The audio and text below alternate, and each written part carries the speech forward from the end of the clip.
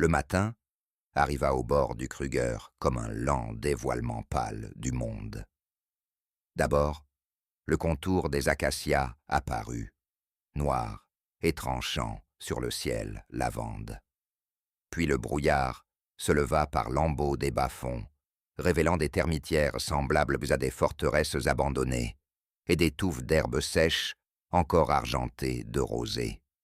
Des francolins criaient sans raison particulière.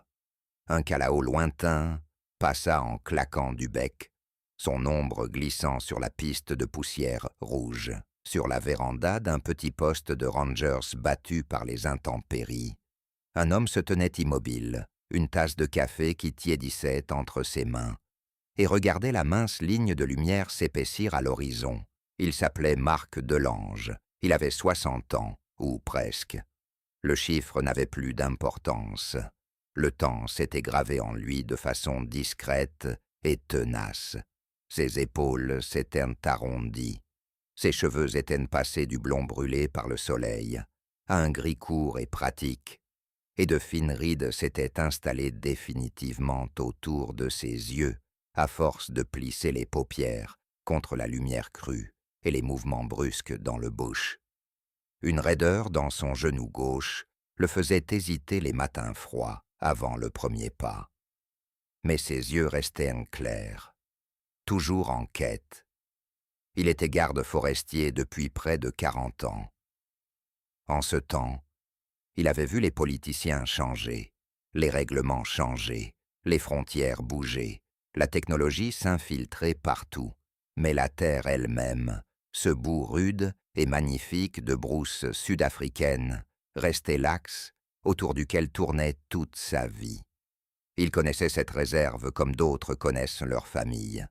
Chaque lit de rivière asséché et chaque affleurement rocheux, chaque point d'eau secret qui gardait l'eau tard dans l'année, chaque troupeau d'éléphants, de zèbres et de buffles qui se déplaçaient comme une respiration sur le paysage. Il avait vu des lions passer de lionceaux aux yeux écarquillés à des mâles balafrés à la mâchoire lourde. Il avait vu des léopards se dissoudre dans l'herbe haute comme de la fumée qui se défait. Il avait veillé auprès d'antilopes agonisantes en sachant, avec une douleur sourde, que le lion qui mangerait cette viande demain vivrait une semaine de plus grâce à elle. Le bush lui avait donné un sens. Il lui avait aussi pris des choses, des amis perdus dans des accidents de véhicules sur de mauvaises pistes. Un frère cadet venu passer un week-end et qui n'était reparti que dans un cercueil après s'être trouvé sur le chemin d'un rhinocéros paniqué. Un mariage qui n'avait pas supporté les patrouilles de nuit ni les appels radio de l'aube qui le ramenaient sans cesse dehors, derrière les grilles. Cet endroit ne pardonnait pas la dévotion tiède. Marc porta la tasse à ses lèvres et but une gorgée de café depuis longtemps tiède. Il fixait la ligne lointaine d'arbres où la limite ouest de la réserve rejoignait une zone non clôturée du terrain voisin. Quelque part là-bas, hors de sa vue, des collets attendaient, il le sentait. Il avait passé une bonne partie du mois précédent à suivre des empreintes humaines, là où elles n'avaient rien à faire, à trouver des mégots écrasés dans la terre et des clairières où quelqu'un s'était assis longtemps, à guetter. Il avait retiré 5 collets en fil de fer au cours des 2 dernières semaines, des boucles tordues de cruauté, posées dans l'intention d'attraper n'importe quoi d'assez imprudent pour y poser la patte. Des impalas, des phacochères, des grands koudous, si les braconniers avaient de la chance, parfois, de façon terrifiante, des lions. Cette pensée lui fit serrer la tasse plus fort. Ce n'était pas que les lions valaient en plus que les impalas, il le savait. Chaque vie avait son poids. Mais voir un lion terrassé par un simple fil de fer, c'était comme une insulte gravée dans l'idée même de sauvagerie. Derrière lui, la radio crachota. Il posa la tasse sur la balustrade et rentra dans le petit bureau où une carte plastifiée de la réserve se recroquevillait au coin sur le mur. et où une photo jaunie de jeunes rangers souriant autour d'un feu de camp pendait de travers. « Base, ici, unité 3 », lança une voix jeune, essoufflée et grésillante. On a des vautours qui tournent base au-dessus du drainage ouest, près de l'ancienne clôture à bétail, et on a trouvé un autre collet sur la limite. Il a l'air tout frais. Marc sentit sa mâchoire se crisper. Il saisit le micro. « Reçu. 3, dit-il. Sa voix avait la calme fermeté de celui qui a appris que la panique fait perdre du temps. Visuel sur un animal pris? Pas encore, monsieur. Le bush est dense, mais les oiseaux, ça n'annonce rien de bon. Il fixa la carte une demi-seconde, voyant le terrain dans sa tête bien plus clairement que sur le papier. « J'arrive, dit-il. Restez sur place, n'entrez pas seul. Je viens du sud et je remonte. » Il raccrocha le micro avec plus de force que nécessaire. Le café oublié sur la véranda refroidit davantage et forma une peau fine à la surface, tandis que Marc attrapait son chapeau, son fusil, le sac en toile avec la pince coupante et les outils, et la petite boîte métallique cabossée qui contenait la trousse médicale de terrain. Il y avait un fusil à fléchettes dans le râtelier du Land Cruiser, plus une vieille couverture tachée de plus de sang, qu'il ne voulait s'en souvenir. Il jeta le tout dans le véhicule avec l'efficacité de l'habitude et sortit par la grille, un nuage de poussière s'élevant brièvement avant de retomber dans les ornières. Le drainage ouest était une profonde blessure déchiquetée dans le paysage, un endroit où l'eau coulait jadis régulièrement, mais ne passait plus qu'en cas de forte pluie, laissant un enchevêtrement de buissons et de berges érodées. L'endroit idéal pour cacher des collets. Les animaux étaient canalisés dans des passages étroits, obligés de poser la patte exactement là où attendait la boucle de fil. Il roula aussi loin que la piste le permit, puis gara le véhicule à l'ombre d'un acacia à épines et descendit dans la chaleur matinale qui commençait déjà à monter. Les voies de l'unité 3 le guidèrent. Il les trouva accroupis au bord du drainage, 2 jeunes rangers aux yeux trop grands, leurs uniformes encore marqués par la raideur de ceux qui n'ont pas longtemps vécu dedans. Ils désignèrent le bas, dans l'enchevêtrement de broussailles et de terre érodées. « Les vautours sont juste au-dessus », chuchota l'un. Marc suivit leur regard. Des vautours à dos blanc tournaient bas, au-dessus d'un coude du drainage, leur cercle serré, leur corps se balançant, tandis qu'ils cherchaient un endroit sûr où se poser. Les vautours n'ont pas de sentiments. Ils viennent quand la vie se change en autre chose. Mais ils peuvent se tromper, se dit-il. Parfois ils se rassemblent pour rien de plus qu'un site de mise à mort récemment déserté. Il espéra que c'était l'un de ces cas-là. Il descendit la berge avec précaution, les bottes glissant sur la terre meuble, une main tendue pour se rattraper aux racines et aux rochers. Des épines accrochaient ses manches. L'air était plus frais en bas, humide du souvenir de l'eau passée. Il le sentit avant de le voir. Pas l'odeur pleine et putride de chair longtemps morte, mais l'âcre odeur métallique du sang frais. Il eut froid, intérieurement. Il avança plus prudemment, chaque pas calculé. Le monde se réduisit au craquement de ses bottes, au froissement des feuilles, au battement de son cœur. Des bouteilles en plastique et des bouts de fil abandonnés lui diraient que des humains étaient passés récemment. Puis, à travers une trouée dans les broussailles, il vit du blanc.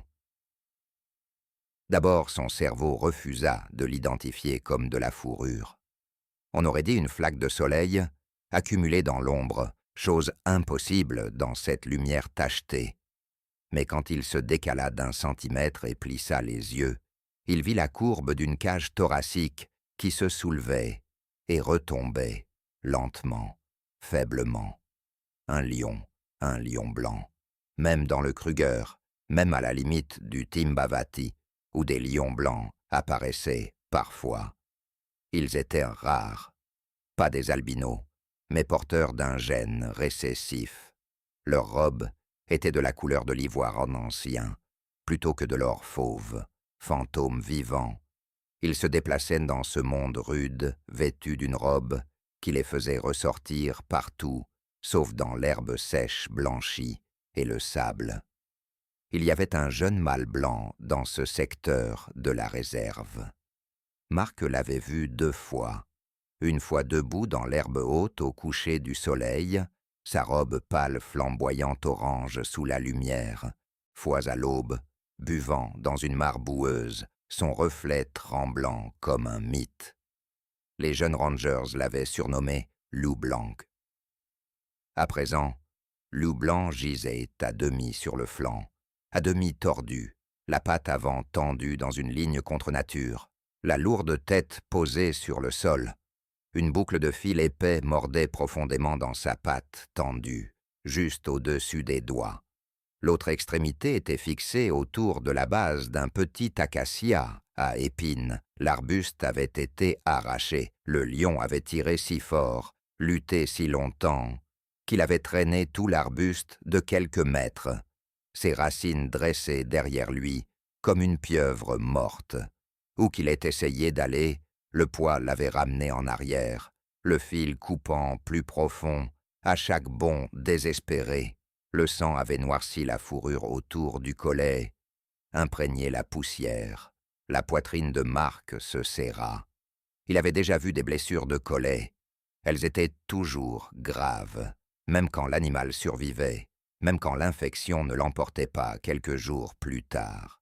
Les cicatrices restaient, anneaux hideux de tissu qui ne laissaient jamais oublier. Mais voir cette robe claire, presque irréelle, souillée par le fil d'un braconnier, c'était pire. L'existence même de ce lion était déjà une sorte de miracle génétique et de hasard. Y mettre fin dans un drainage avec un bout de clôture tordu en boucle mortelle. Cela lui fit grincer des dents d'une colère silencieuse qu'il s'autorisait rarement. Les yeux de Loup Blanc étaient ouverts, mais sans focus, quand Marc fit un nouveau pas prudent. Un son bas et brisé sortit de la poitrine du lion. Ce n'était pas un vrai rugissement, juste son fantôme. Ses flancs se soulevaient. Marc s'arrêta, embrassant toute la scène. La langue pendait, sèche. Des mouches rampaient au coin de la gueule et autour des yeux. Les muscles tremblaient parfois dans les épaules et les flancs, signe qu'il était dangereusement épuisé, mais qu'au fond de lui, il luttait encore contre ce qui le retenait. « Doucement, mon grand », murmura Marc sans réfléchir. Doucement. Les mots ne signifiaient rien pour le lion, mais le ton, peut-être. Il garda sa propre respiration lente et régulière, imposant le calme à ses membres, alors que l'adrénaline le poussait à se précipiter. Il porta la radio à sa bouche. « Basse, ici Marc. On a un lion pris dans un collet, mâle blanc, sûrement notre jeune de l'Ouest, toujours vivant, patte avant coincée. J'ai besoin de la vétérinaire, kit complet d'immobilisation et renfort pour surveillance. Venez par la coupe-feu ouest. Impossible de descendre le véhicule dans le drainage, on travaillera depuis le haut. » La réponse arriva avec une alarme à peine contenue. Reçu, Marc. Sophie arrive avec le kit. 20 minutes. Encore 20 minutes. C'était toujours 20. Il regarda le lion. De près, il voyait le soulèvement brutal de la cage thoracique, chaque respiration semblant traîner comme un poids remonté en côte. La patte, au-delà du fil, était grotesquement gonflée, la chair boursouflée autour du métal, la fourrure arrachée par endroits, là où la peau s'était fendue. Du sang sombre coulait lentement à chaque battement de cœur, Il pouvait attendre. C'était ce que disait le protocole. Attendre la vétérinaire, utiliser les sédatifs, ne pas approcher un mâle adulte non tranquillisé avec seulement une pince coupante et de l'espoir. Mais le fil était toujours serré. Chaque respiration laborieuse pompait plus de sang hors des vaisseaux rompus. Chaque gémissement d'effort risquait une ultime secousse qui déchirerait trop pour être réparée. Marc s'accroupit lentement, évaluant l'espace entre lui et le lion. Le bush était assez dense pour que le lion ne puisse pas le charger en ligne droite.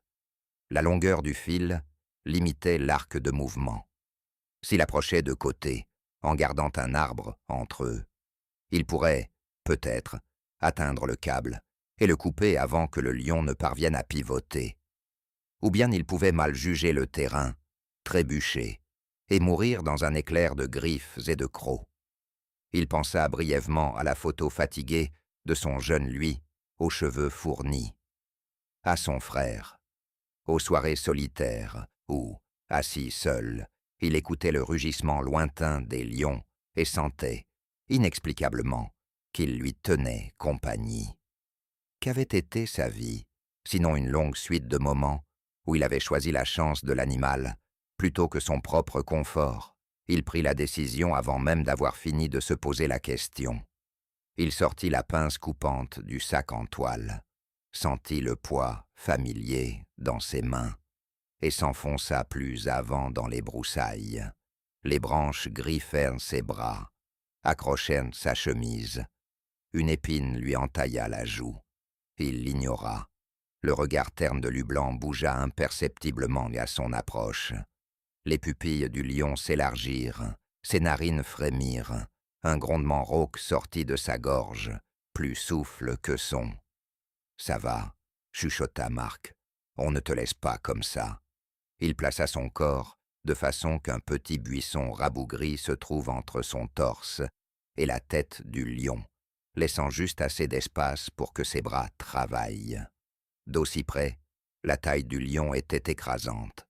Un mur de muscles et de fourrure, chaque vibrise épaisse comme un fil grossier, la courbe de sa mâchoire lourde et puissante, même dans la faiblesse. Le fil du collet luisait sourdement. Là où il mordait la chair, les mains de Marc firent alors quelque chose d'étrange. Elles cessèrent de trembler. La peur s'était concentrée en précision.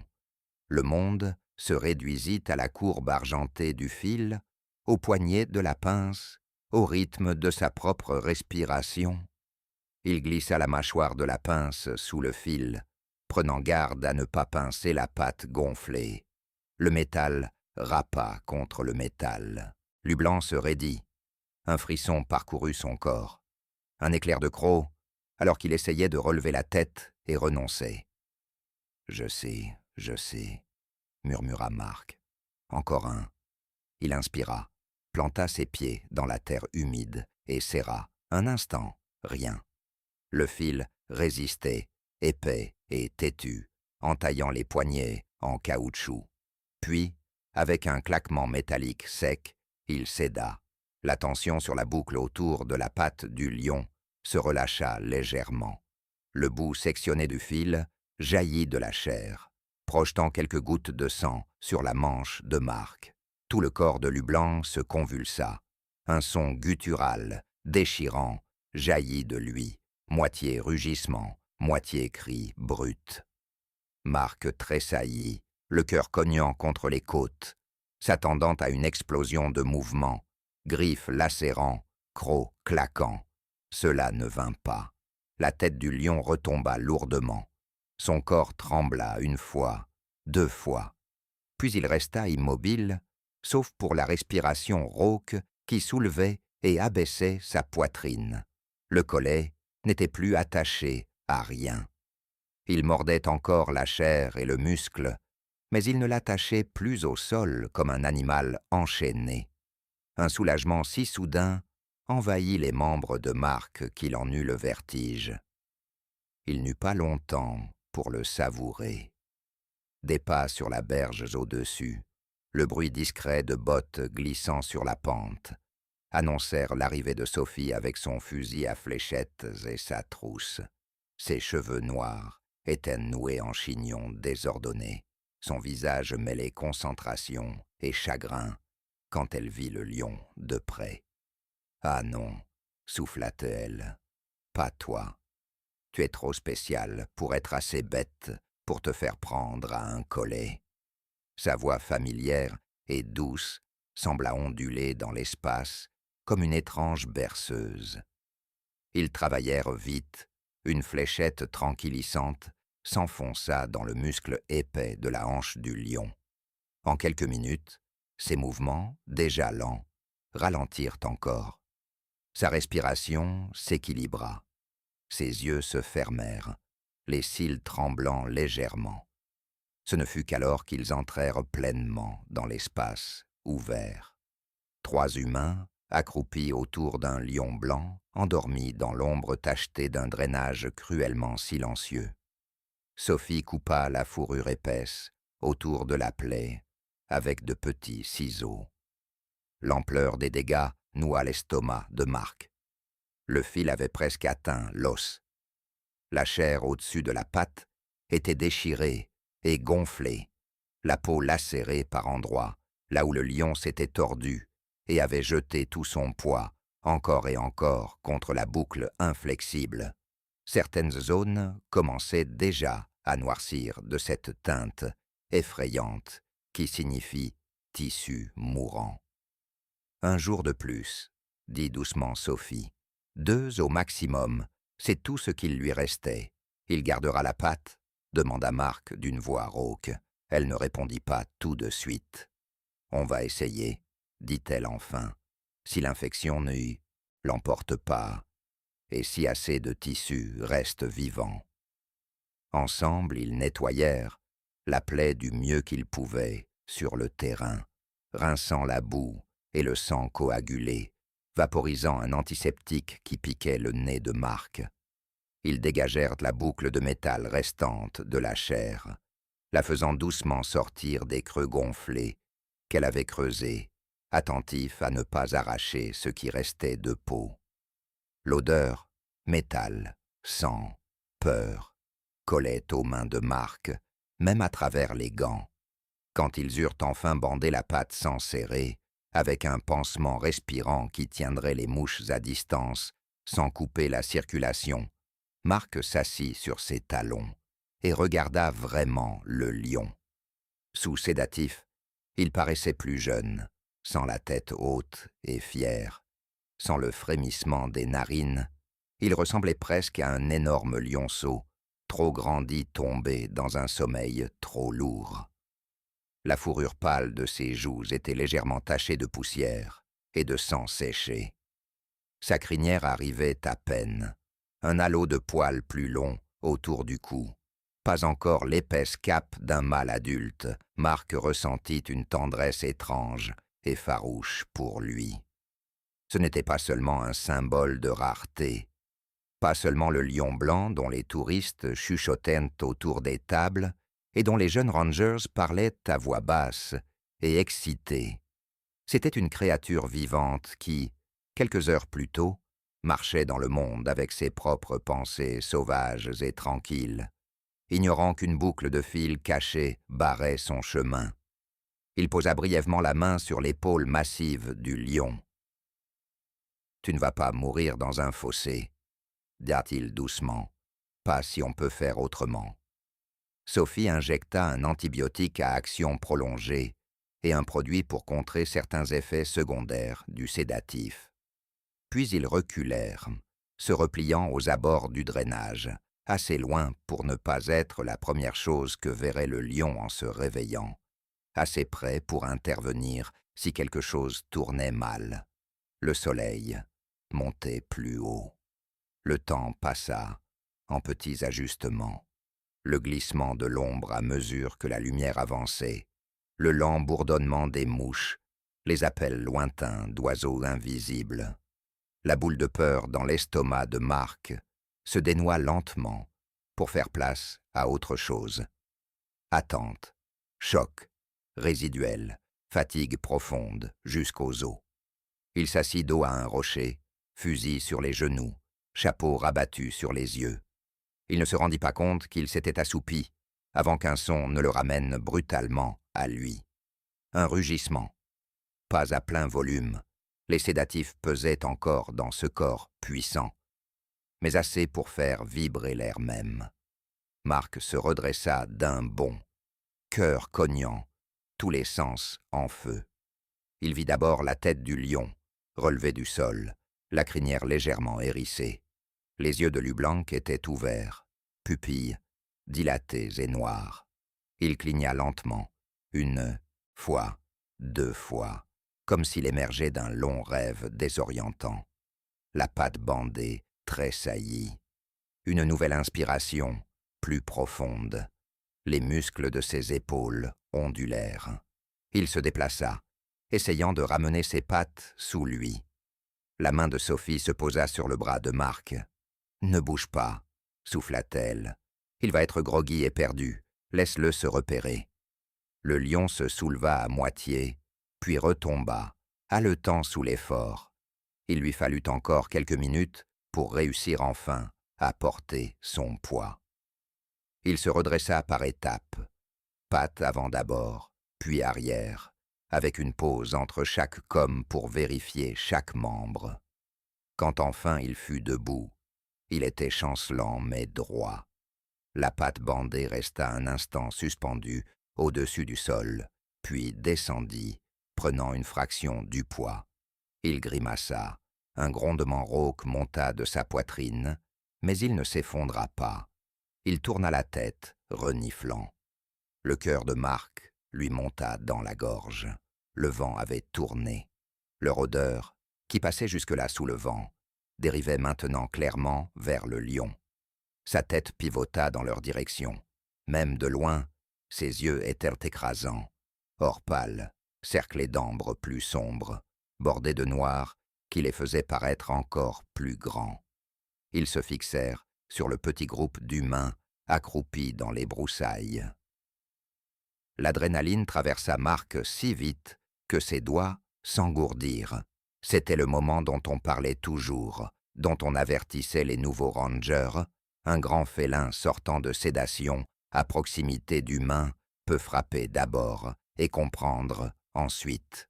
Un lion blessé et perdu n'est pas un lion sûr. Doucement, souffla Sophie, sans qu'on sache si c'était pour Marc ou pour le lion. Lublanc fit un pas dans leur direction. Ce fut maladroit, un boitillement qui le fit grimacer et montrer les dents. Pourtant, il avança. Encore un pas, la patte bandée traînant légèrement, puis se relevant, Marc déglutit. Ils pouvaient courir jusqu'à la berge, grimper, essayer de mettre assez de hauteur entre eux et le lion pour qu'il change d'avis, ou bien rester là et lui faire face, en espérant que la confiance née du soulagement du collet l'emporte sur l'instinct ancien qui disait que les humains égale douleur. Il trouva ses jambes clouées au sol. Il tremblait. Il s'en rendit compte avec une sorte de surprise détachée. Pas de grands frissons théâtraux, mais une vibration profonde, fine, qui partait du fond de lui et irradiait jusqu'au bout de ses doigts. Lublanc continuait d'avancer. Pas vite, pas avec la charge explosive d'un lion en chasse, mais avec une détermination laborieuse et délibérée, réduisant l'espace, un pas douloureux et inégal à la fois. 20 mètres, 15, 10. La main de Sophie se resserra sur son bras, puis le lâcha. Elle savait aussi bien que lui que courir maintenant déclencherait exactement ce qu'il voulait éviter. À 6 mètres, le lion s'arrêta. Il était assez près pour que Marc voie des brins de terre, collés à la fourrure autour de ses yeux, qu'il entende le souffle humide et rauque. Le pansement de la patte était déjà taché de sang suintant et de terre humide. Il restait là, oscillant légèrement. L'air entre eux était épais, comme avant l'orage quand tout retient son souffle. Alors, Lublanc fit quelque chose qui réduisit au silence toutes les pensées dans la tête de Marc. Il s'abaissa, lentement, raide, sur sa poitrine. Pas pour bondir, pas dans la position ramassée du prédateur, prêt à jaillir. Il s'allongea, d'abord les pattes avant pliées, puis les arrières. Il laissa son corps s'affaisser sur la terre fraîche, grognant doucement quand la patte blessée protesta. Une fois allongé, il était étendu devant eux, tête levée, yeux au niveau de la poitrine de Marc. Marc ne bougea pas. Lublanc l'observait. Il n'y avait ni haine ni rage sauvage dans ce regard. Le regard du lion était clair et d'une stabilité déconcertante. Il cligna une fois des yeux, puis les reporta sur le vieil homme avec une attention qui semblait presque curieuse. Lentement, très lentement, le lion avança encore, traînant son corps massif juste un peu plus près jusqu'à ce que la distance entre son museau et les bottes de Marc se réduise à 1,50 m. Les jambes de Marc tremblaient plus fort. Le lion inspira. Le son de cette inspiration, profonde, traînante, délibérée, emplit l'espace. Il souffla de nouveau par les narines ouvertes, l'expiration assez chaude pour que Marc la sente sur ses tibias.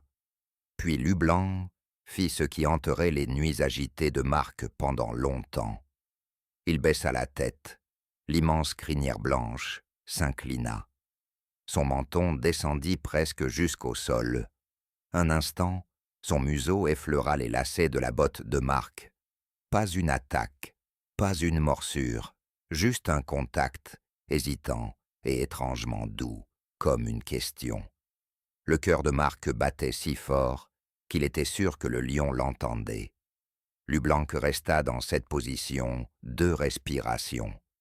Puis il releva la tête, lentement, tournant juste assez pour que son regard croise directement celui de Marc. Leurs yeux se verrouillèrent dans l'espace court, impossible, entre espèces, histoire et peur. Quelque chose passa là. Reconnaissance était un mot trop fort.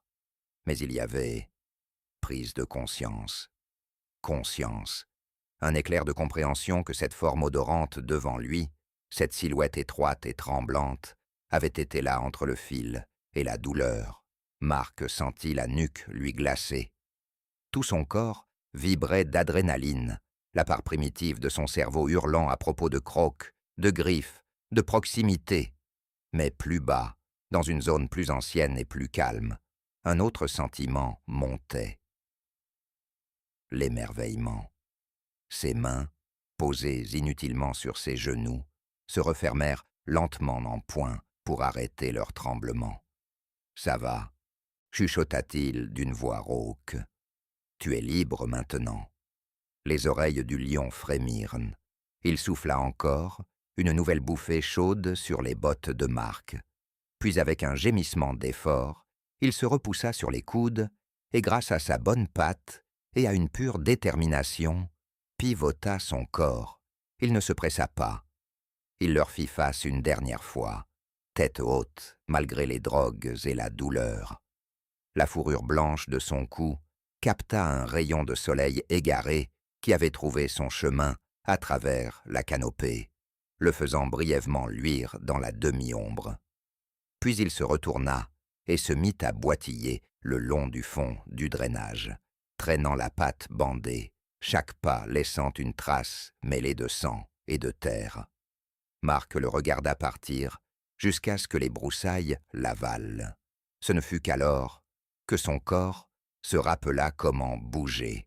Ses genoux cédèrent, il retomba sur la terre, cœur cognant contre les côtes, vision brièvement rétrécie. Il tendit une main pour se retenir et la trouva si tremblante qu'il faillit en rire. « Assieds-toi », dit Sophie, bien qu'il l'ait déjà fait. Sa voix était mince d'une émotion contenue. « Assieds-toi, respire. » Il obéit, non par habitude, mais parce qu'il n'y avait rien d'autre à faire à cet instant. Tout son corps lui semblait vidé par la peur et par quelque chose de bien plus grand que la peur. Ce qui le faisait trembler n'était pas la proximité de la mort. bien que celle-ci ait été réelle et aiguë. C'était le choix. Le lion aurait pu se dresser dans une rage aveugle, frapper la cible la plus proche, pour la douleur qui tonnait dans son corps. Il aurait pu utiliser le reste de ses forces pour disperser les petites créatures, vulnérables, qui se tenaient assez près, pour être atteintes. Au lieu de cela, il s'était allongé, il avait baissé la tête, il avait soufflé sur les pieds de l'homme qui avait coupé sa chaîne de mort. Dans les jours qui suivirent, l'histoire se répandit dans le camp comme les histoires le font toujours. De bouche à oreille, chaque récit ajoutant une petite fioriture, un arc un peu plus large à la tête du lion, une pause un peu plus longue avant qu'il ne se détourne. Les jeunes rangers écoutaient, les yeux écarquillés. Certains secouaient la tête. Il était peut-être encore trop shooté pour réagir normalement, suggéra l'un, essayant d'ancrer le moment dans la science. Peut-être, concéda doucement Marc, bien que l'image dans sa tête dise le contraire. Sophie, quand on la pressait, haussait les épaules. « J'ai vu la sédation rendre les animaux maladroits, » disait-elle. « J'ai vu la confusion, j'ai vu l'agressivité, mais je n'ai jamais vu exactement cette séquence-là. Il a fait des choix, c'est tout ce que je dirais. » Pour Marc, le moment s'était logé profondément. La nuit, quand il était allongé sur son lit étroit et écoutait les rugissements lointains qui roulaient dans l'obscurité comme un ressac lointain, il revoyait ses yeux. L'inclinaison de cette tête massive, le doux contact de fourrure au bout de sa botte. Il se surprit à rouler quand ses patrouilles le menaient près du secteur ouest, un peu plus lentement. Il scrutait l'horizon à la recherche d'un éclair de fourrure pâle. Des semaines passèrent. Les traces racontaient l'histoire qu'il ne pouvait voir directement. Grosses empreintes caractéristiques, avec une légère irrégularité sur une patte avant. Foulée plus courte, empreinte plus profonde, là où les autres pattes compensaient. La blessure du collet, il le savait, avait laissé sa marque. Mais Sophie, après être retournée à l'endroit où Lublenk traversait souvent une zone sableuse et avoir examiné les taches de sang ou leur absence, devint prudemment optimiste. « Il guérit, » dit-elle, « pas parfaitement, mais assez. » Les mois devinrent une saison. L'air sec éclaircit l'herbe jusqu'à la faire craquer. Les éléphants brisèrent des branches pour atteindre les dernières feuilles vertes. La poussière recouvrit tout. Le lion blanc reprit du poids. Des éclaireurs rapportèrent l'avoir vu avec une petite coalition d'autres jeunes mâles, frères fauves, cousins ou simples compagnons. Difficile à dire. Ils se déplaçaient comme des ombres sur les marges des territoires de mâles plus établis, testant les limites, apprenant la mathématique silencieuse de la survie.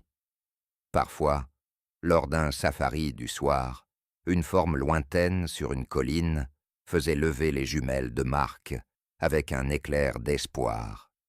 Parfois, c'était un rocher. Parfois, l'arrière-train rond d'un zèbre qui captait la lumière. Une fois, ce fut lui. Lublanc se tenait sur une petite éminence. Le soleil, couchant, peignant sa robe pâle en or fondu. La cicatrice autour de sa patte avant était visible même de loin, un cercle léger où la fourrure poussait différemment. Il tourna légèrement la tête, humant la brise. Un instant, il sembla poser son regard sur le véhicule où se tenait Marc. Ils étaient trop loin pour un vrai contact visuel. Trop loin pour quoi que ce soit de plus que l'idée d'une reconnaissance. Mais Marc leva quand même la main, de quelques centimètres seulement, un petit salut à demi gêné. Le lion cligna lentement des yeux, puis se détourna, suivant ses compagnons de l'autre côté de la colline d'une démarche souple. Les années ont une façon de s'estomper une fois qu'elles commencent à s'accumuler. Les cheveux de Marc s'éclaircirent encore. Son genou gauche se raidit davantage. Il passa plus de temps derrière un bureau, à diriger les jeunes rangers, à analyser les schémas de pose de collets, à travailler avec les communautés voisines pour s'attaquer à la racine de la faim et du désespoir qui alimentait le braconnage. Mais il sortait encore. Il avait encore besoin de sentir le volant rugueux sous ses paumes, le chaos de la piste, la vue des animaux glissant entre les arbres comme des pensées. Un après-midi tardif, bien après que la plupart auraient jugé qu'il était temps pour lui de prendre sa retraite, il se retrouva seul au volant le long de la limite ouest. La lumière était douce, de celle qui fait paraître tout légèrement irréel. Des grains de poussière flottaient dans l'air, captant les rayons comme de minuscules étoiles flottantes. La terre sentait l'herbe chaude et la poussière sèche. Il se gara sur une hauteur et coupa le moteur. Le silence arriva, un silence en strates, plein du bourdonnement des insectes, d'appels d'oiseaux lointains et du murmure constant du vent. Loin en bas, près du même drainage où avait eu lieu le collet, un mouvement attira son regard. Une troupe reposait à l'ombre d'une ligne d'arbres basses, un groupe de lionnes allongées sur le flanc, ventre se soulevant et retombant au rythme lent, lionceaux drapés sur elles, comme des jouets abandonnés. Deux mâles subadultes étaient étendus un peu à l'écart, leurs crinières encore ébouriffées et incertaines, et là, à la lisière de tout cela, trônait un grand lion blanc. Lublanc était désormais adulte. Sa crinière s'était étoffée en un épais halo pâle, strié çà et là de légères traces de poussière et de vie. La cicatrice à sa patte était toujours là, mais il ne la favorisait plus visiblement. Il était assis bien droit, tête haute, observant sa famille, avec le calme vigilant d'un lion qui a survécu assez pour comprendre la fragilité de ses instants. Quand Marc leva les jumelles, une étrange et douce pression lui emplit la poitrine. Il regarda deux petits lionceaux se bagarrer près de la queue du lion blanc, tapant maladroitement sur le toupet. Lublanc tourna la tête et, avec une douceur surprenante, écarta sa queue de leur portée, puis baissa la tête pour pousser doucement un lionceau vers sa mère. La scène était si ordinaire et si miraculeuse à la fois que Marc sentit ses yeux piquer. Il n'avait pas l'intention de s'approcher davantage. Cela aurait suffi, se dit-il, de simplement contempler cela de loin, de voir que le lion, dont il avait senti le souffle sur ses bottes, vivait désormais, non comme un rescapé blessé rôdant aux marges des territoires d'autres lions, mais comme un mâle établi, avec sa propre tribu.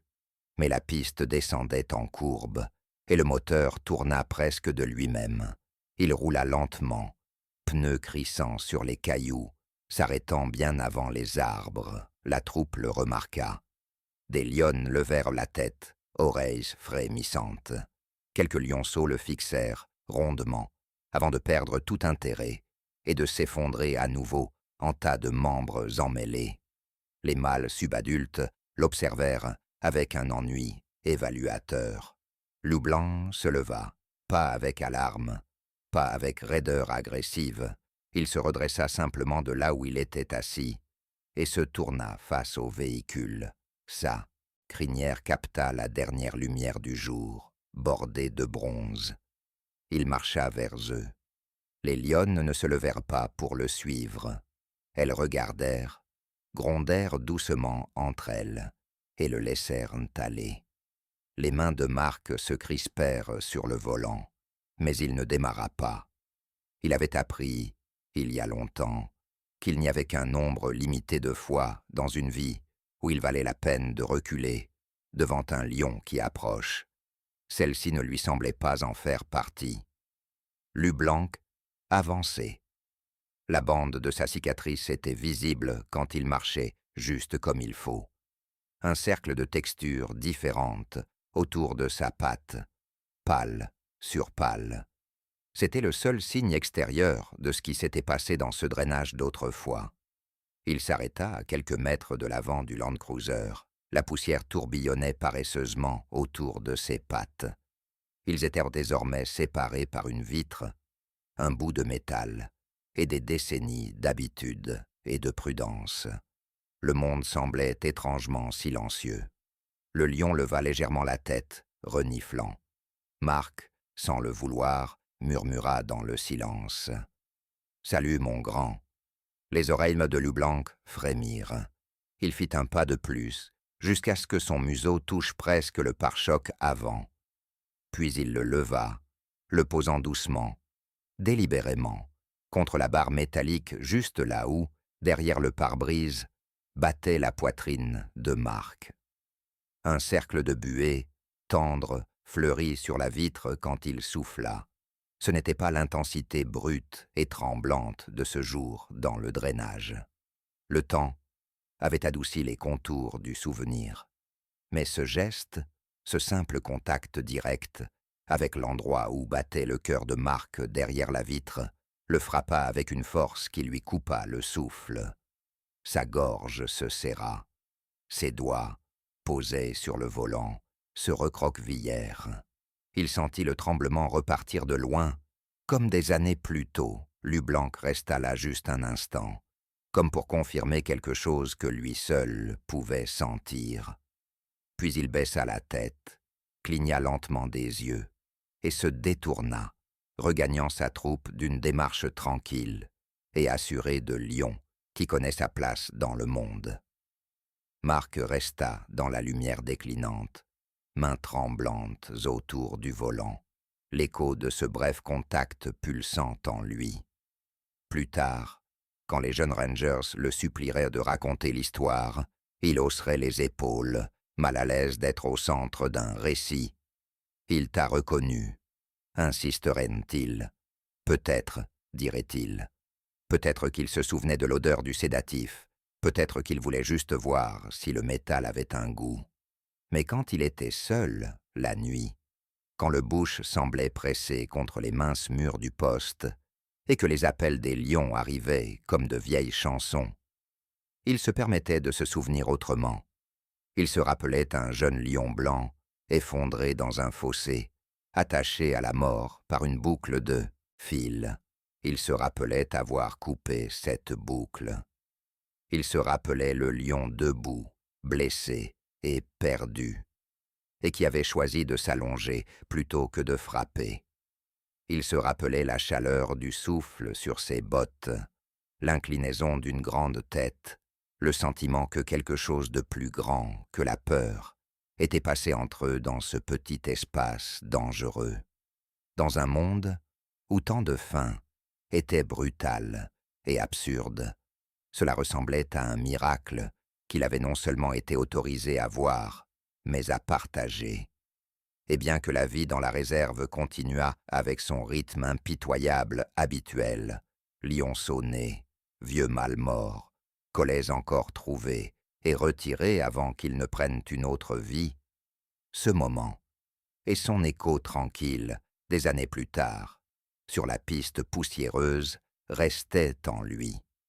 Pas comme une preuve que les lions ressentent la gratitude exactement comme les humains l'entendent.